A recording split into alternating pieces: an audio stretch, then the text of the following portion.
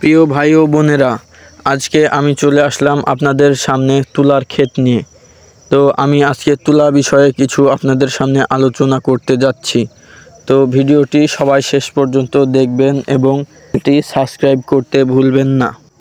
তুলা এটি হলো সরকারি ফসল। এটি মূলত সব জায়গায় দেখা যায় না। তুলার ক্ষেত করার জন্য প্রথমত তুলার বীজ সংগ্রহ করতে হয়।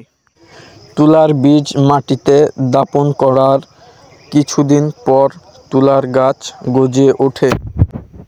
তুলার গাছ গজে ওঠার 3 মাস পর তুলার গাছ বড় হয়, তখন তুলা ফাটতে শুরু করে।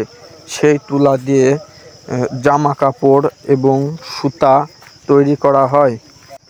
তুলার গাছে এই রকম ফল হবে। এই ফলগুলো যখন বড় হয়ে পেকে ফাটবে তখন তুলাটি আপনারা তুলতে পারবেন। তুলা উঠানোর পর সরকারি লোক যখন বলবে আমরা তুলা নেব, তখন তাদেরকে হবে এবং তারা পারিশ্রমিক দেবে।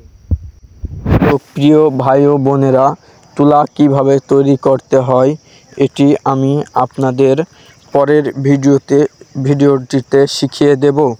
তো আপনারা সবাই আশা করি ভালো থাকবেন এবং পরের ভিডিওটি পাওয়ার জন্য আমাকে অবশ্যই কমেন্ট করতে ভুলবেন না। তো ভিডিওটি দেখার জন্য সবাইকে ধন্যবাদ জানাচ্ছি এবং পরের ভিডিওটি আপনারা সবাই পেয়ে যাবেন, আমি আমার এই ইউটিউব চ্যানেলে দিয়ে দেব।